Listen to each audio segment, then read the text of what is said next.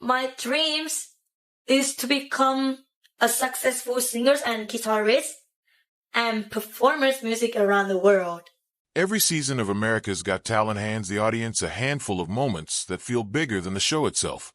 The kind of audition that stops people mid-scroll and makes them send the clip to 5 different group chats before the song is even finished. Most years, there is one performer who breaks away from the pack entirely, someone the algorithm simply cannot stop pushing in front of new eyes, and Season 21 found that person early. In July 2026, that moment belonged to a 16-year-old girl from a small island in southern Thailand who walked out under those lights looking like she might turn around and walk right back off before she ever picked up her guitar. What the cameras caught next has already been watched hundreds of millions of times across every major platform, shared by people who have never heard of Phuket, never heard of the market stages where she cut her teeth, and never had any reason to expect that a teenager holding an electric guitar half her size was about to deliver one of the most talked about 90 seconds of television that year. What they didn't catch, and what almost none of the breathless recap articles bothered to explain, is the part of her story that actually accounts for why she was ready for that stage in the first place. Once you understand where she came from, you stop seeing a lucky discovery and start seeing something closer to the truth. A young musician who had already put in years of work long before a single television camera ever pointed in her direction. And once you know that, you will never watch that audition the same way again. It happened on Tuesday, July 7th, 2026, during Season 21's audition rounds, and by the time the broadcast ended, a name almost nobody outside Thailand had heard before was suddenly everywhere. She walked onto the stage the night before her 16th birthday, and the judges made the studio sing to her once she mentioned it, turning the beginning of her audition into an impromptu birthday party in front of a live audience and 4 of the most famous talent judges on television. She introduced herself as Nene Royal, though back home she carries the name Radhikaran Amloi, known to friends and family as Prue. She stood there in a plain black dress, holding an electric guitar that looked almost too big for her frame, admitted she was nervous, and told the judges that she had picked up a guitar for the first time at age 7, and that her biggest dream in life was to become a superstar who tours the world. It sounded, in that moment, like exactly what it was. A teenager saying the biggest thing she could imagine out loud, in front of strangers, and hoping it didn't sound foolish. The shy girl from a few seconds earlier vanished. What came out of her was a scream growl straight into the Cranberries' 1994 classic Zombie, delivered with a rasp and a physicality that made it clear this was not her first time holding an audience's attention, whatever she had just told the judges about being nervous. She whipped her hair. She leaned into the mic like she wanted to fight it, and by the chorus the crowd was on its feet. Partway through the performance, she tore into a guitar solo that made several people in that room visibly stop and stare, the kind of moment where a musician stops being a novelty act and starts being taken seriously as a player. The judges' reactions matched the energy in the room. Simon Cowell, Sofia Vergara, Howie Mandel, and Mel B each pressed yes, sending her through with a unanimous 4-yes vote and a standing ovation, though notably no golden buzzer, which meant her journey through the competition was far from guaranteed. The judges spoke about her voice, her guitar work, and the kind of stage presence that cannot be taught, using language typically reserved for seasoned performers rather than first-time television contestants. It is worth pausing on that distinction for a moment, because AGT judges see thousands of hopefuls a season, and most of them get some version of encouraging, generic praise. What Nene received was different in tone, closer to the way judges talk about someone they believe already belongs in the professional ranks rather than someone they are simply rooting for. What happened after the broadcast is where the story turns from a great television moment into something closer to a genuine phenomenon. Her performance became the most watched audition of the entire season, racking up millions of views within days across YouTube, Instagram, and TikTok, and continuing to climb well past that in the days and weeks that followed, eventually stacking up hundreds of millions of combined views across platforms in a matter of weeks. Comment sections filled up with people admitting they had rewatched the clip dozens of times in a single sitting, some joking that they had lost entire evenings to it. And even the Cranberries' own official page acknowledged the moment, a small but telling sign that the band whose 30-year-old song she had just reinterpreted was paying attention to. For a 15 going on 16-year-old from Phuket, it was the kind of overnight explosion that reshapes a person's entire life within the span of a single week. The sort of moment most working musicians spend an entire career hoping to stumble into. It is easy, watching a clip like that from the outside, to assume you are witnessing the very beginning of someone's story. The comment section certainly treated it that way, full of phrases like "star is born" and "where did she come from?" But that framing, however well-meaning, gets the story backwards. She did not appear from nothing. She arrived on that stage already carrying years of preparation that the broadcast simply had no time to show. But here is the thing almost nobody watching that clip understood.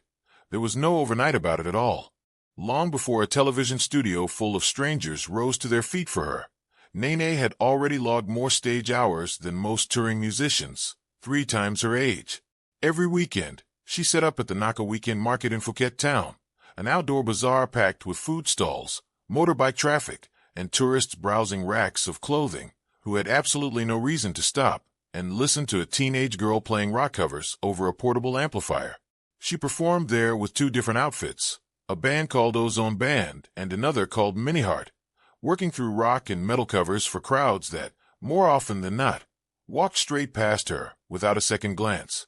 Picture that for a moment, because it matters more than almost anything else in this story. You give everything you have to a performance. You pour real emotion and real technical effort into every song, and the overwhelming majority of people around you are far more interested in bargaining over a t-shirt or finding their next plate of pad thai. There is a specific kind of discipline that gets built in rooms like that, a toughness that simply does not exist in performers who have only ever played for audiences who chose to be there. When you have spent years holding your own against indifference, walking onto a brightly lit stage where every single person in the building is already facing you and already rooting for you starts to feel less like pressure and more like relief. That is the piece of the puzzle the AGT judges never got to see. And it is the piece that explains everything about how a girl who described herself as nervous could summon that level of command the instant the music started. The trembling teenager thanking the judges for singing Happy Birthday and the ferocious performer tearing through a guitar solo 30 seconds later were never 2 different people. They were the same person, and the second version had simply been building herself, night after night, in a market nobody was filming. Busking is a strange kind of apprenticeship. There is no score sheet, no judge holding up a paddle, no studio audience primed by producers to cheer at the right moment. There is only the raw, unfiltered reaction of strangers who owe you nothing. And the only feedback you get is whether people stop walking. Musicians who cut their teeth in that environment tend to develop a different relationship with performing than musicians who grow up playing recitals for supportive family members. They learn to read a crowd in real time, to adjust their energy on the fly, to keep going through a song even when half the block is ignoring them, because the alternative is packing up early and going home with nothing. That is the exact skill set that turns a nervous 15-year-old backstage into a commanding performer the instant the lights come up. And it is a skill set that simply cannot be faked or shortcut. You either have logged the hours in front of indifferent crowds, or you have not. And Nene had logged more of them than almost anyone watching her audition could have guessed. There was no famous instructor guiding her hands into position, no prestigious music academy, no family connections greasing the wheels. Nene taught herself to play guitar starting around age 7, working from videos she found online and repeating what she heard until her fingers caught up with what she wanted them to do. That is a brutal, unglamorous way to learn an instrument. It means thousands of hours of trial and error with nobody correcting your form, nobody telling you when you are close, just your own ear and your own patience deciding whether you are getting better. What her AGT audition did not fully reveal is that Zombie is nowhere near the outer edge of her ability. She has tackled far more technically demanding material, the kind of blistering, high-difficulty guitar work that tends to separate hobbyists from serious players, and she has done it with the same intensity and control she showed on the AGT stage. That range, from delicate melodic passages to full-throttle heavy rock, is exactly the kind of versatility that instrument brands look for when choosing artists to represent them. It is why the global guitar company Enya Music brought her on as a featured artist while she was still in school, an endorsement that plenty of adult musicians spend entire careers chasing without ever landing. The numbers back up just how far her reputation had already traveled before America ever tuned in. She had built a following of more than 3 million people across her social platforms, a fan base that had been quietly assembling around a teenager on a Thai island long before any international television camera turned toward her. That is not the kind of number that appears overnight because of a single viral clip. That is the kind of number built one performance, one upload, one late night of practice at a time, by someone who had no guarantee any of it would ever lead anywhere bigger. Think about what that actually requires from a young person. It means choosing, over and over, to spend hours alone with an instrument instead of doing anything else a teenager might rather be doing, with absolutely no promise that the effort would ever be seen by anyone beyond her own hometown. Self-taught musicians tend to develop unusual habits, quirks in technique that a formal instructor might have corrected, but also an intensely personal relationship with their instrument that classically trained players sometimes spend years trying to recover. Everything Nene plays, she essentially built from scratch, deciding for herself which sounds felt right and which did not, with nobody standing over her shoulder to tell her she was doing it wrong. That kind of self-directed mastery tends to produce performers with a distinct, unmistakable voice, because there was never a curriculum smoothing out the rough edges that make her playing recognizably hers. The story that spread online in the days after her audition painted her as a total unknown who materialized out of nowhere, a magical discovery with no prior track record. It is a great narrative for a highlight reel, and it is simply not accurate. Thailand's music scene had been watching this girl rise for years before NBC ever knew her name. In 2023, she placed as first runner-up at the 14th Overdrive Guitar Contest, a competition respected enough within Thailand's music community that it carries real weight among serious guitarists, not casual hobbyists. 2 years later, in 2025, she earned an Outstanding Player recognition at the King Power Band competition, another marker of her standing as a genuine, evaluated live performer rather than a social media curiosity. She had also already shared a television stage on the Workpoint program Super 10, performing alongside the respected veteran rock artist Phu Anchali, an experience that put her in direct company with an established professional at an age when most of her classmates were too nervous to sing in front of their own families. By the time she boarded a flight to audition for an American television show, she was not a wide-eyed beginner hoping to catch her first lucky break. She was a tested, recognized musician who had already logged real competitive results in her own country, carrying more preparation and more pressure than the cheering crowd in that studio had any way of knowing. There is something achingly familiar in that gap between what the world assumes about you in a single viral moment and the years of unglamorous work that actually got you there. Most of us have felt some version of that at some point, putting in real effort that nobody notices, and then having people act surprised when the payoff finally shows up in public. Nene carried that quiet frustration with more composure than a lot of adults manage, and she let the guitar do the talking instead. It also says something about the international music competition landscape, that this level of accomplishment could exist without most Western audiences having any idea it was happening. Thailand has a genuinely serious rock and metal scene, with its own competitions, its own respected judges, and its own standards for what separates a talented amateur from a professional caliber player. Winning recognition inside that scene is not a participation trophy handed out to be encouraging. It requires actually outplaying other serious musicians in front of judges who know exactly what they are listening for. The fact that almost none of that history made it into the American conversation around her audition says less about Nene and more about how narrow the spotlight of a single viral clip actually is. It shows you only the most recent 60 seconds of a story that has been unfolding for close to a decade. There's one more layer to this story that deserves real attention, because the song she chose to sing is not just a dramatic rock anthem. It carries a heavy, specific history that most of the people cheering in that studio almost certainly did not know. Zombie was written by Dolores O'Riordan of the Cranberries and released in 1994, and it did not come from nowhere. It was written in response to a real act of violence, On March 20th, 1993, explosive devices planted in the English town of Warrington killed two young boys, 3-year-old Jonathan Ball and 12-year-old Tim Perry, and injured dozens of other people. O'Riordan, herself a young woman at the time, wrote the song out of grief and anger at that senseless loss of life, refusing to let violence carried out in the name of a cause be treated as normal or inevitable. The song became one of the defining protest anthems of the 1990s, a furious, aching statement against political violence that has never lost its relevance.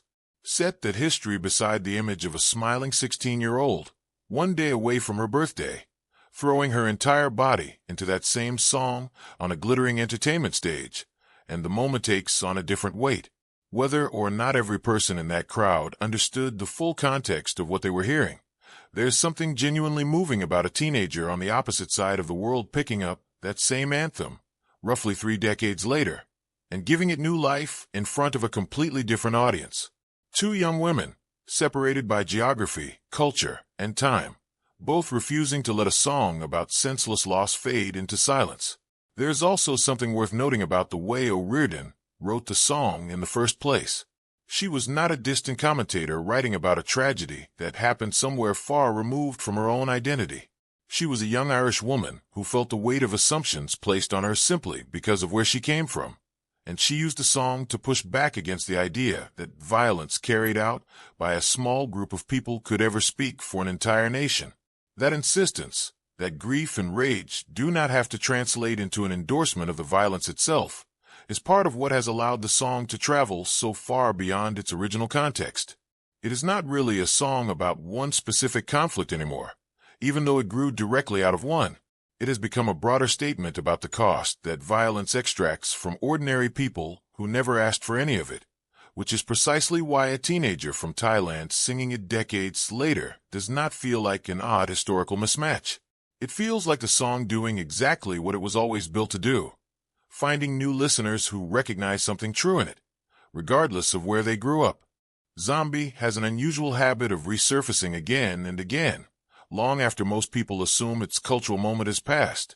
After Dolores O'Riordan's unexpected death in 2018, many assumed the song would settle into being a beloved classic remembered mostly by longtime fans. Instead, it grew even larger.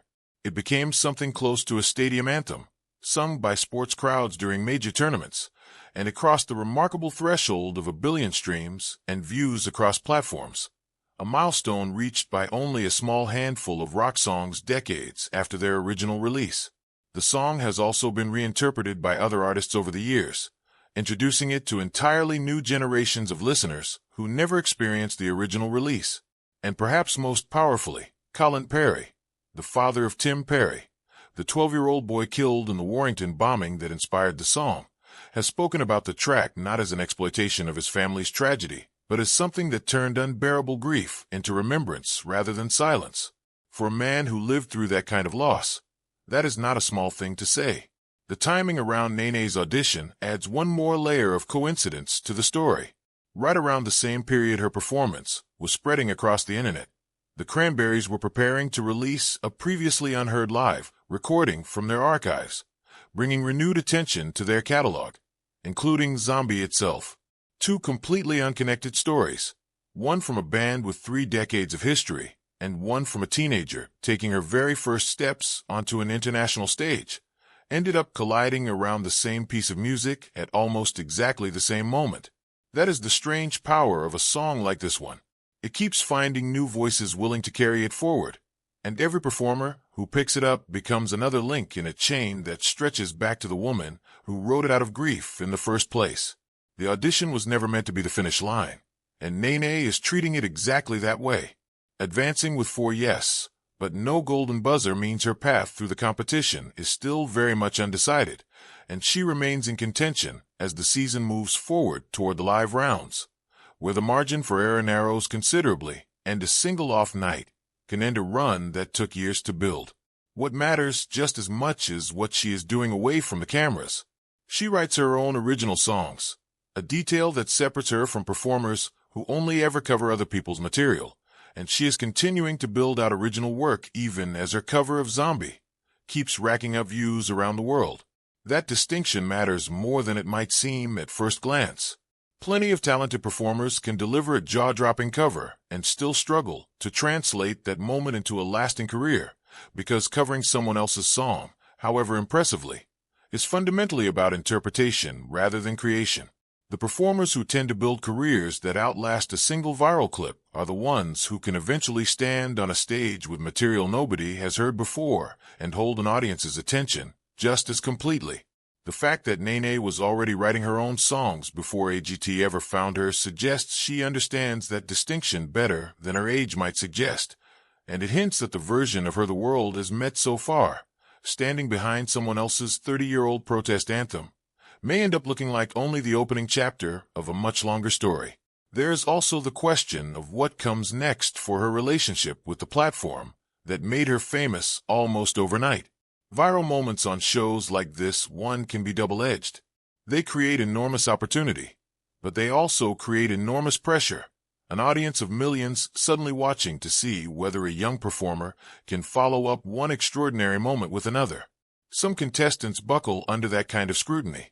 Others, particularly the ones who had already been performing under real pressure for years before the cameras ever found them, tend to handle it with a kind of steadiness that surprises people who assume viral fame is the first real test a young performer has ever faced. Given everything Nene had already survived on outdoor stages, with indifferent crowds and unpredictable weather, it is hard to imagine a television audience, however large, rattling her more than a Saturday night at the Naka Weekend Market already had. Line up the full picture, and it becomes something much bigger than this single viral clip. A child taught herself to play guitar from videos on a screen. She spent years performing for market crowds who had every reason to ignore her, and mostly did. She collected real competitive recognition in her own country that almost nobody outside Thailand ever heard about. And then she carried one of rock music's heaviest, most meaningful protest songs onto one of the biggest stages in the world, with her father standing quietly nearby, watching the way he had probably watched her 1,000 times before, in far smaller, far less glamorous rooms. The nervous girl who made the judges sing Happy Birthday and the fearless performer who tore through that guitar solo 30 seconds later were never two separate people. They were the same girl the entire time, built one ignored market performance at a time, and what the world saw in that audition was not a discovery. It was simply the first time the rest of us were paying attention. So here is the question worth sitting with. Does Nene Royal have what it takes to go all the way in this competition? Or is her biggest moment still somewhere further down the road? Drop your thoughts in the comments, because this is exactly the kind of story worth following all the way to wherever it ends up going next.